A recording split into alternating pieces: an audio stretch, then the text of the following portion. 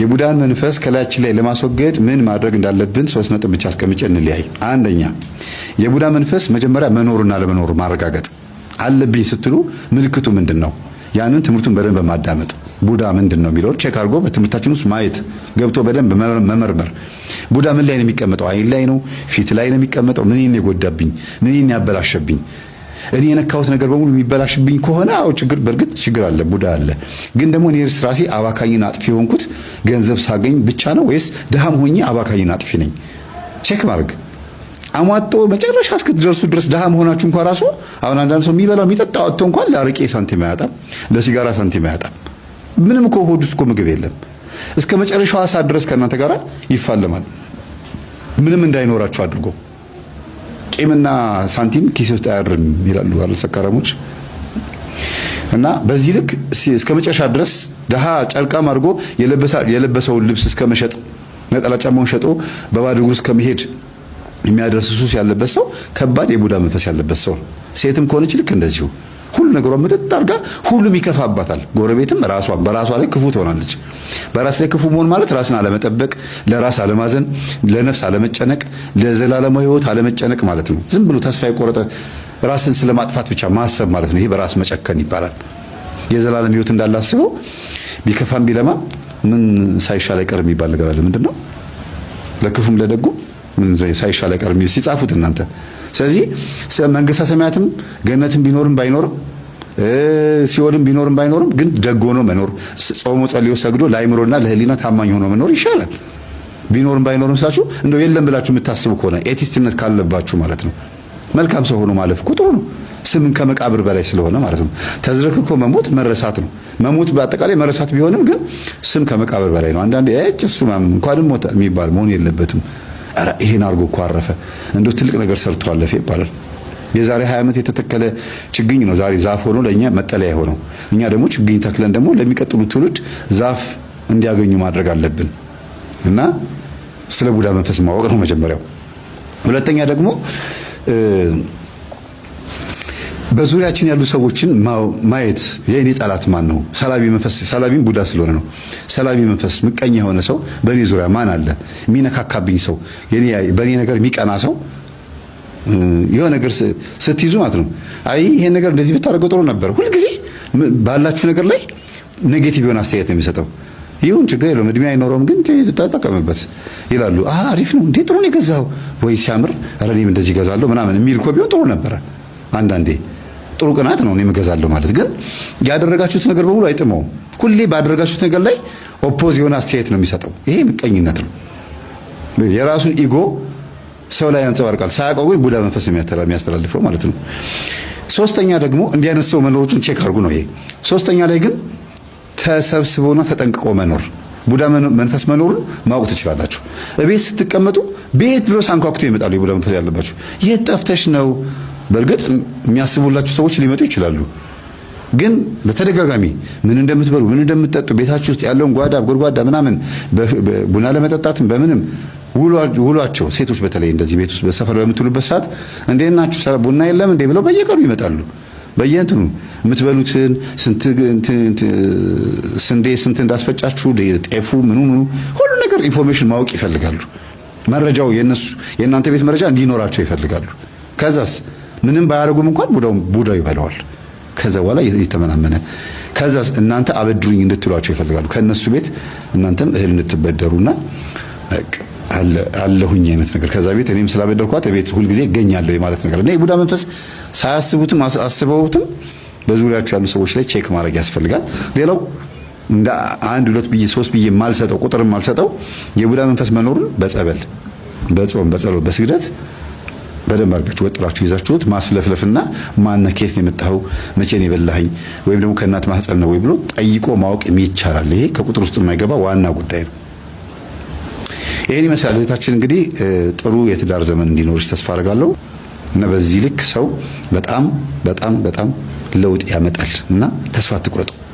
የማይለወጥ ነገር የለም። በዚህ ልክ እምነቷ ጠንካራ የሆነው እግዚአብሔር ጸሎቷን እንደሰማላት ምልክትን የሰጣት ከሷ ጋር እንደሆነ ማሳያ ነው። ይምረኝ ይሆን ስትል አዎ እምርሻለሁ ሲል ምልክት ሲያሳያት በልጁ ላይ ያሳያት ማለት ነው። ስለነበረ ሰዓት ሁሉ አምላካችን ስም የተመሰገነ ይሁን። ሰላም ነው። ግን ነቃደት አዎ በደንብ ነው የነቃው። አንተ በደንብ ነው የነቃው። እባክህን ጠዋት ማታ ነገርኩህ እኮ የአምልኮት ስግደት አለ። አንድ ስሰግድ 100 ሚሊዮን ስገድ ተብሎ ነው ትእዛዝ የተሰጠው። የሆነ ሰው አንድ ስሰግድ 1000 ምን አለ 100 ሚሊዮን 28 ሰግዶ ይዝለፈለፋል መናፍስቱ። እሱ አንድ ሲሰግድ እናንተ 100 ሚሊዮን ጊዜ ትሰግዳላችሁ ተብሎ ትእዛዝ ሰጠ። አዎ ስለዚህ 3 ጊዜ መስገድ ራሱ ተራራ ነው። እሱ ራሱ እንዲህ ምንድን ነው እንዲህ ተመርከት ይላል እኮ በቃ የሚደክመኝ ይላል። በቃ ለዛ ነው እባክህን እና በቃ ባዶ ነው። በእናትህ እኮ ምንም ነገር የለውም። ባልተዘጋጅሽ ባዶነት አንተ ነህ ባዶ። ቶሎ በል ባልተዘጋጅ። ይሄ መናፍስቱ ዓለም ባዶ ነው። ከላይ ተሰዶ የመጣውን ሰዎች ሲዋረሱ እንዴት ያሳዝናል። ለዛውም በአባትነት ቦታ ላይ ይህንን ክፉ መንፈስ ተዋርሶ ከሱ መለመን አቤት አቤት ትልቅ ውርደት እኮ ነው። ከዲያብሎስ መለመን ትልቅ ውርደት ነው። በልተስከት ባጥኖት ከስምነቱ ስንት ናችሁ? ስንት ነህ? ዋናው ነኝ አልኩ። ስንት ነህ እኮ አልኩ። አንተ በቃ ዋናው አለቃው እኮ ነኝ። ማነው ስምህ? ሳጥናኤል። ምን እሱ ግራ ገብቶት ምንድን ነው የሆንኩት ነገር አለ ይላል። መግባቴን እኮ አያውቅም። ሕይወቴ የተበላሽ ውስጡ መኖርን አታውቅም። መጀመሪያ ልጁ አልገባውም። እሱ እኮ በመንፈሳዊ መስሎት ነው። ከዛ ሕይወቴ ምንድን ነው መስራት ይችላል ግን አላሰራውም። ምክንያት እየፈጠርኩ ወይሄን አሳምመዋለሁ። ከሰሞኑ እሷን ሳምንት ሰውሬ ስራ አላስኬደውም። ስራ እኮ አለው፣ ቆንጆ ስራ አለው። ይሄ መስራት ይችላል፣ ጥሩ ደሞዝ ይከፈለዋል። ግን አላሰራውም። 3 ወር ሙሉ ቤት ቁጭ ያለ ሳምንት ሰመር ላይ 3 ወር ሙሉ ቤት የተቀመጠው 3 ወር ሙሉ ቤት እኮ የተቀመጠው። ባልተዘጋጅ ወጥኖች አፍላውጣ ቶሎ በል ተዘጋጅ። በኢየሱስ ክርስቶስ ስም በወላዲተ አምላክ ስም በቅዱስ ሚካኤል ስም የእስራት ሳጥናኤል የውርስ ሳጥናኤል በቅዱስ ገብርኤል ስም ሲኦል ታስረናል። ቶሎ እግዚአብሔር ይገስጽ እና መስገድ መጸለይ ሲጀምሩ በህልማቸው አንድ ጉድ ያሉ። ያ ጉድ ምንድነው? እዛ ሰፈር ውስጥ ያለውን ጉድ ነው የሚያዩት። በተደጋጋሚ በር ላይ ነብር የሆነ እንደ ነብር ነው ግን በሬ ነው የሚያክል፣ በጣም ትልቅ ነው ግን ነብር ነው ሁሉ ነገሩ። በር ላይ ሆኖ ሰዎች መተው ሊያንኳኩ እንደዚህ ብለው በሩን ሊያንኳኩ ሲሉ እንደዚህ ሊቧጭራቸው ይሞክራል። በሩን ደግሞ እንደዚያው ባፉ ዝግት ያደርገዋል። ከውጭ ሆኖ ነው በሩን የሚዘጋው። ማንም ሰው መጥቶ እንዳይገባ በሩን ይቧጭራል። ሰዎች ከውስጥም ደግሞ ወደ ውጭ ሲወጡ ምንም አይላቸውም። አሽትቶ በጣም የሚገርማችሁ ነገር ከውስጥ ወደ ውጭ ሲወጡ ምንም አይላቸውም። ከውጭ ግን ወደ ውስጥ ሲገቡ በተለይ የዛ ግቢ ሰዎች ያልሆኑ አንዳንድ ሰዎች ሲመጡ ጮሆ ወይም ተቧጭሮ ምን ብሎ በቃ ያባራቸዋል፣ ያሳዳቸዋል። ማንም ሰው እዛ በር ላይ አይደርስም። እና ይሄንን ህልም አይታ ትደውልልኛለች። እንግባባለን ከዚች መንፈሳዊ እህታችን ጋር። አረ መምህር ከተከራየን ገና 2 ወራችን ነው እና ግን እንደዚህ እያየን ነው። ልጄም ደግሞ ምንድን ያየችው የሆነ ሰው መጥቶ በሩን በሽቦ ጥፍንግ አድርጎ ሲያስረው፣ መልኩን ደግሞ ብዙ ማናቀውም የሚታወቅ ሰው አይደለም። ወጣት ነገር ነው። በጣም ልጅ ወጣት ሳይሆን እንደው ጎልማሳ ወጣት ብላችሁ ሰሩትና እንደነገሩኝ ከሆነ ማለት ነውና በሩን በሽቦ ቁልፍ አድርጎ ሲያስረው፣ ከዛ ደግሞ ሰው ሊገባ ሲል ሽቦውን ይፈታና ደግሞ ያስገባቸውና መልሶ ደግሞ እንደገና በሽቦ ያስረዋል። አንዳንድ ሰዎችን ደግሞ በዱላ ደብድቦ ያባርራቸዋል። አንዳንድ ሰዎችን ገፍትሮ ያባርራቸዋል ብለው ይሉኛል። ስለዚህ ይሄንን ነገር ከአከራዩ ጋር ተነጋገሩ ስላቸው፣ አረ እኛ እኮ ድንገት ምንድነው ምን ውስጥ ነው የገባነው ብለን ነው ከህልም ጋር በተገናኘ አንተን እንጠይቅ ብለውናል። ምናልባት እስቲ አከራዩ አብራችሁ ካለች ወይም እዛ ቤት ውስጥ ሰዎች ካሉ ተግባቢያቸውና ግቢው የማን ነበር፣ ይሄ ቤት ለምን ፈረሰ፣ ምንድነው ችግሩ ብላችሁ እስቲ አንዳንድ ለመጠያየቅ ሞክሩ። ሴቶች መቼም ጎበዞች ናችሁ፣ ተግባባላችሁ ስላት ምንድነው የተፈታልህ ነገር አለ ህልሙ አለችኝ። አዎ ግን ማስደንገጥ አልፈልግም። ለስራ ቦታ ቅርብ ነው፣ ለትራንስፖርት ቅርብ ነው ስላልሽኝ ማስደንገጥ አልፈለኩም። ሰዓት እንዴ ከጤንነት አይበልጥም አለችኝ። አይ እዛ ድረስ የሚያደርሰሽ ነገር አይደለም፣ ግን እንደማስበው ከሆነ ያ ግቢ ለሆነ ሰው ብቻ የተወሰነ ግቢ ነው እና ማንም ሰው እንዳይገባ እየተመረጡ ሰዎች የሚገቡበት ምክንያት መታወቅ አለበት። አንዳንዱን ያስገባል፣ አንዳንዱን አያስገባም። እንደ ነብር ሆኖ ደግሞ የሚዋጭራቸው ሰዎች አሉ። ከውስጥ ያሉት ሲወጡ ምንም አይልም፣ ከውጭ ወደ ውስጥ ሲገቡ ግን የውስጥ ሰዎችን ሳይሆን የውጭ ሰዎችን ይናከሳል። ስለዚህ ምናልባትም ጸበል እርጩበት፣ ግቢውን ልትሸጡ ታስባችሁ ከነበረ አንዳንድ ነገሮች ችግሮች ሳይኖር አይቀሩም ባያቸው አልኳት። ህልሙን ለምን አትፈታልኝም አለችኝ። ግድ የለሽም ይሄን ብቻ ባያቸው አልኳት። እሺ አለች። እኔ ህልሙን ከፈታሁት ስለምትደነግጥ ብዬ ነው ሴትዮዋ። ከዛ አከራይዋ ሰርቪስ ውስጥ ያለችው አከራይ ነይ ቡና ጠጪ፣ እሺ ምናምን ሻይ ጠጪ ምናምን ብሎ ይጠሯታል። እሺ ብላ ትመጣለች። ተግባቡ። ወይኔ ደስ ስትሉ መንፈሳዊ ህይወታችሁ ምናምን አለች። ያው ተግባቡ።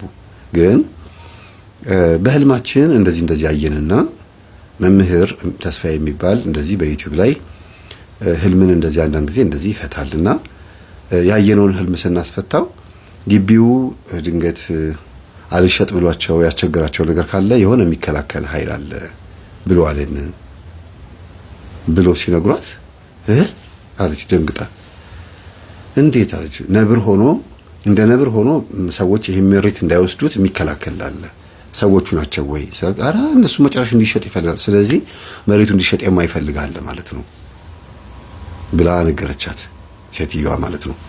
አሃ በይልስ እንደዛ ከሆነ በስልክ አውሩ ከመምህር ተስፋዬ ጋር ብራ ከኔ ጋር ተገናኘን። እንዴት እንደዛ አይነት ነገር ሊሆን ቻለ? በጣም ይገርማል። ትክክል ነው እኮ ግቢው በጣም ብዙ ደላሎች ይመጣሉ፣ በጣም ብዙ ሰዎች ይመጣሉ፣ ግን አንድም ሰው ደፍሮ የሚገዛ የለም።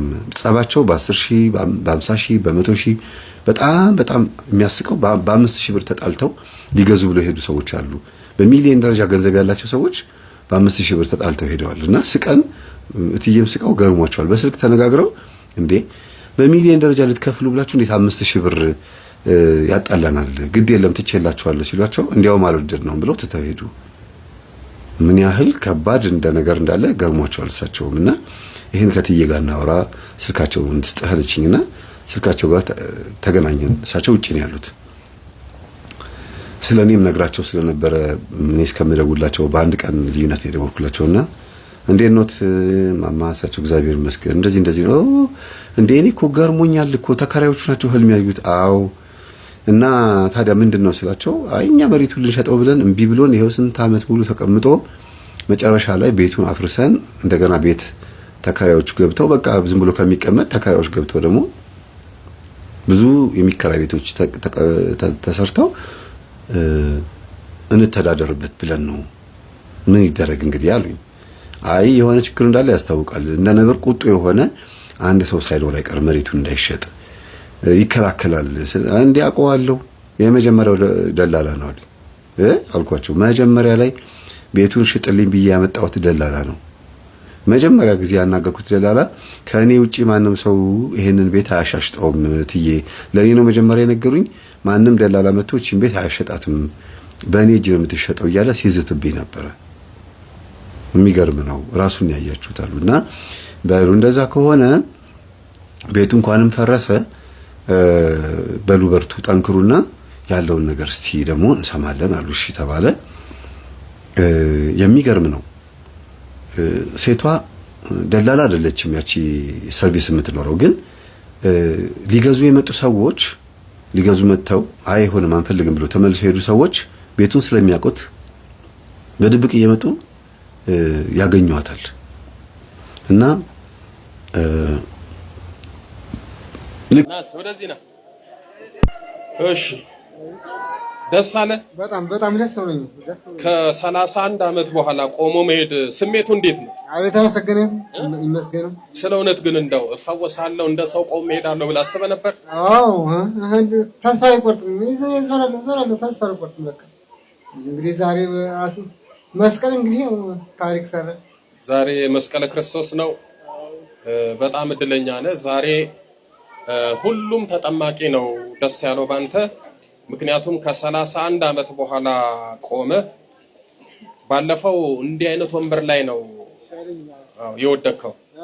ከዛ አገልጋዮች ያው የምትቀመጥ መስሏቸው ሲያስቀምጡ አንተ ጭራሽ ግትር ብለህ ግትር ነው ምንም አይንቀሳቀስም ነበረ። ከዛ እግዚአብሔር ይመስገን ታጥቁና ሰውን የሚያሳጥቅ ሽንት ቤትም ቆሞ ነው የሚጠቀም። አዎ ሽንት ቤትም ቆሞ ነው የሚጠቀም። አዎ ቆሞ ነው የሚጠቀም። እሺ እግሩን ዘርጋ በስላሴ ስም እግሩን ዘርጋው ፍታ በል በስላሴ ስም ታዛል። በኪዳነ ምሕረት ስም አራምደው በስላሴ ስም አስረግጠው በስርዓት አስረግጥ።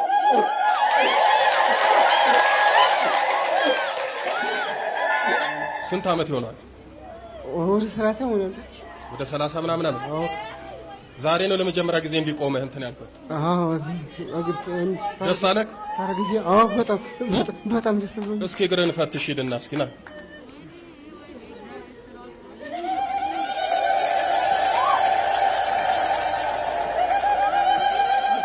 ኪዳነ ምሕረትን አመስግናት የፈታችህን። እልብላችሁ አመስግኑ ይችላል አመስግኑ። እኔም ደስ ብሎኛል። ወደዚህ ጠጋ ወይ ታምረ ማርያም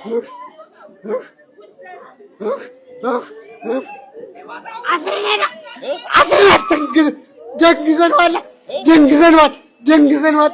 ማን እንደዚህ አሰርከው? ውለታ የልብ ቁርጣ ነን አንድ የምናደርገው መተት ነው እንዲያረከው። አዎ ስንት ዓመት ነው እንዲህ ካሰርከው? 30 ዓመት ይሆናል። 30 ዓመት ሙሉ እንደዚህ ነው? አዎ በቁርጥማት አስኝተን ነው የደነገዝነው። እሺ መተት ሌላ ማን ያለው?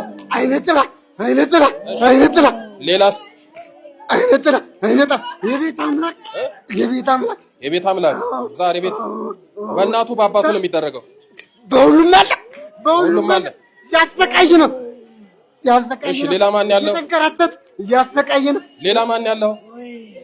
አለ በሁሉም በወንድመት በቤት እንዳይኖሩ በሀብት በምድር እንዲህ ሽባ ያደረግከው ያሽመደመድከው ማን ነው? እኛን የቤት አምላክ እኛንና ያሰቃየናል። እየተንከራተት በየሀገሩ እየተንከራተት ያሰቃየናል። እግሩ ምንም አይንቀሳቀስም። አይታጠፍ፣ አይዘረግ። ሰው እኮ ነው የሚያስታጥቀው። እናንተ ሰው ነው የሚያስታጥቀው። ሽንት ቤትም ቆሞ ነው የሚጠቀም። ሽንት ቤትም ቆሞ ነው የሚጠቀም። አስረንዋል። እግሩ አይጋጠምለት።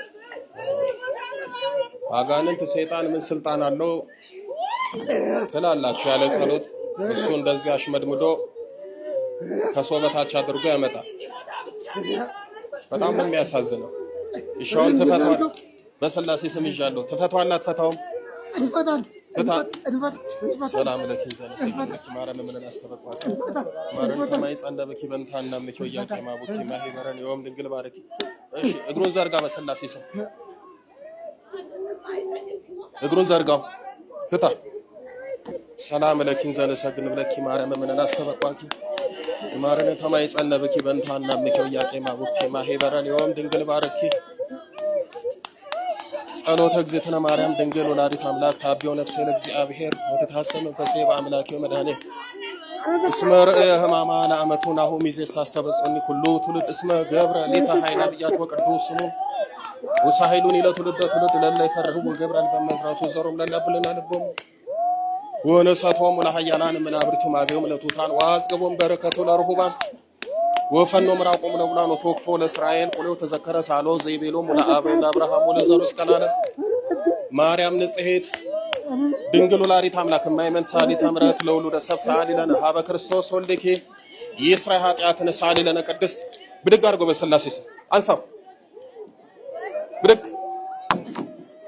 አንታጅ አንሳ በስላሴ ስም ብድግ አድርጎ ነው የምልህ። ፍታ እግሩን በስላሴ ስም ፍታ። ታውረፍ አንሳ ና ነው የምልህ። ያንተ መጫወቻ አይደለም። ልቀቀው በቃ። በስላሴ ስም ይዣለሁ። ቀጥ ብለህ ቁም። ቀጥ ብለህ ቁም። ውጣ ከእግሩ ላይ በስላሴ ስም በል። በስላሴ ስም ታዛል። በኪዳነ ምሕረት ስም አራምደው፣ አራምደው። በስላሴ ስም አስረግጠው፣ አስረግጠው። በስርዓት አዎ፣ አስረግጥ።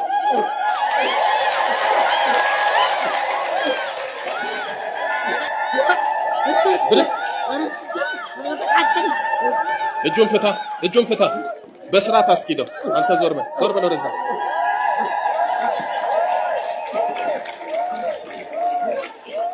በስርዓት ፍታ። በደንብ አራምደው።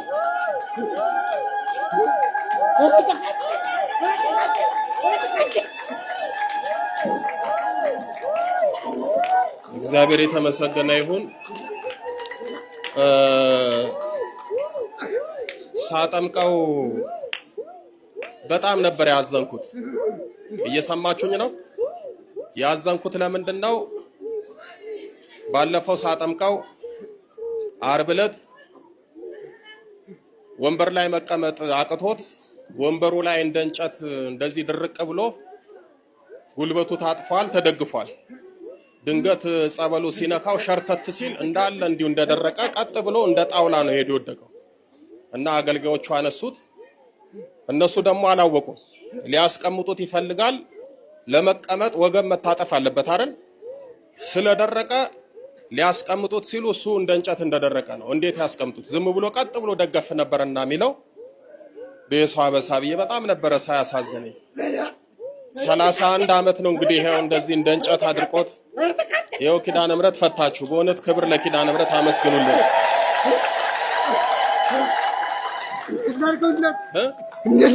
31 ዓመት ነው አይደል እንደዚህ እንዳይሄድ ያደረገው?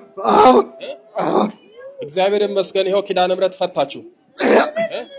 አሁን የቀራላ አስተካክል በስላሴ ስም ሰላም ለኪን ዘረሰልም ለኪ ማለም ምንና አስተበቋኪ ማረን ከማይጸለብኪ ብንታና ምኪ ወያቄ ማቡኪ ማሄበረን ይወም ድንግል ባረኪ ጸሎተ እግዝእትነ ማርያም ድንግል ወላዲተ አምላክ ታቢው ነፍሴ ለእግዚአብሔር ወታሰ መንፈሴ በአምላኬ መድኃኔ እስመ ርእየ ሕማማ ለአመቱ ናሁ ሚዜሳ አስተበጽኒ ኩሉ ትውልድ እስመ ገብረ ሊተ ኃይል አብያት ወቅዱስ ስሙ ሳሄዱኒ ለትውልደ ትውልድ ለእለ ይፈርህዎ ገብራን በመዝራቱ ዞሮም ለላቡልና ልቦም ወነሳቶም ለሃያላን መናብርቱም አብዮ ወቱታን ዋስገቦም በረከቱ ለሮባን ወፈኑ ምራቁም ለቡናኑ ተወክፎ ለእስራኤል ቁለሁ ወተዘከረ ሳሎ ዘይቤሎ ሙላ አበይና አብርሃም ወለዘሮስ ከላለ ማርያም ንጽሕት ድንግል ወላዲተ አምላክ ማይመን ሳሊተ ምሕረት ለውሉደ ሰብእ ሰአሊ ለነ ሀበ ክርስቶስ ወልድኪ እስራ ኃጢአትነ ሳሊ ለነ ቅድስት ነው። ወደዚህ እጁን ልቀቀው፣ ልቀቅ፣ ልቀቅ። በስርዓት አራምደው፣ አስረግጠው፣ በስርዓት ይርገጥ።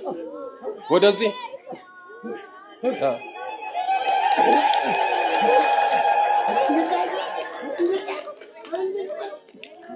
እሺ፣ ና ወደዚህ በል ጥራት ሄዳለህ። በስላሴ ስም በል። በስላሴ ስም፣ በመድኃኔዓለም ስም፣ በመድኃኔዓለም ስም፣ በኪዳነ ምሕረት ስም፣ በኪዳነ ምሕረት ስም፣ በቅዱስ ሚካኤል ስም፣ በቅዱስ ሚካኤል ስም፣ በቅዱስ ገብርኤል ስም፣ በቅዱስ ገብርኤል ስም፣ በቅዱስ ሩፋኤል ስም፣ በቅዱስ ሩፋኤል ስም፣ በቅዱስ ኡራኤል ስም፣ በቅዱስ ኡራኤል እጅግሩን ወገቡን ሽባ ያደረግን ሁላችንም ለቀናል።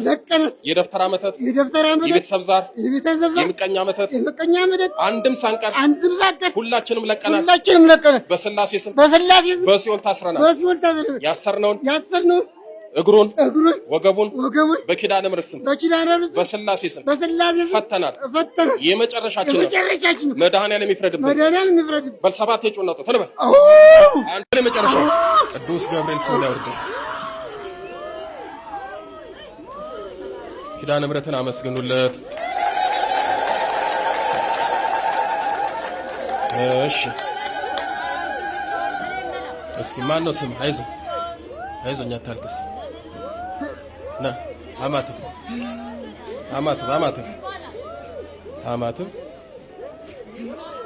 እሺ ና እጄን ያዘኝ። ና ብድግ በል። ና ብድግ አድርገው። ና ብድግ በል። አይዞህ።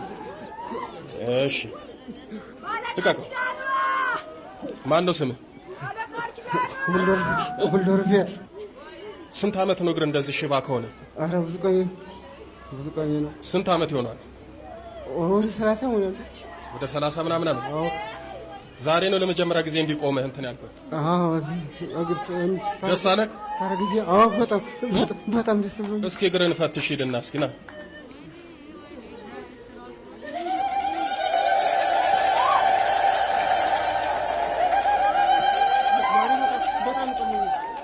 በጣም ቆሎኛል ዛሬ። እንዴት ነው ማይቀልህ? ያ ሁሉ ኮተት ተሸኝቶልህ እግዚአብሔር ይመስገን ከ31 ዓመት በኋላ ነው። በቀደም ሳጠምቀ እንደ እንጨት ደርቀ ወድቀ ሁሉ ስናነሳ አገልጋዩ ወገብ የሚሰራ መሰላቸውና ሊያስቀምጡ ሲሉ ግን አንተ ያው መንቀሳቀስ አልቻልክም። አሁን እዚህም የመጣው እንግዲህ እንዳያችሁት ነው። በጉልበቱ ቀስ ብሎ መዳህ እንኳን አቅቶታል አይደል? ግን እግዚአብሔር ይመስገን ይኸው ኪዳነ ምሕረት ፈታለች። ትንሽ ነው የሚቀረው፣ እሱም በጸበል ትፈወሳለህ። ደስ አለ? አዎ በጣም ከ31 ዓመት በኋላ እንግዲህ ቆመ ሄድክ። አዎ ይመስገን ለፈጣሪ ለኢየሱስ ክርስቶስ። ኪዳነ ምሕረትን አመስግናት የፈታችህን። አዎ እዘራችሁ አመስግኑ። ኪዳነ ምሕረት አመስግኑ። እኔም ደስ ብሎኛል። እግዚአብሔር ይመስገን አንተን የፈታሽ ኪዳነ ምሕረት ሁሉንም ትፍታልን። በእውነት ኪዳነ ምሕረትን አመስግኑለት። የመጨረሻ ታድርግልህ። በሊድ እንግዲህ እግዚአብሔር ይመስገን።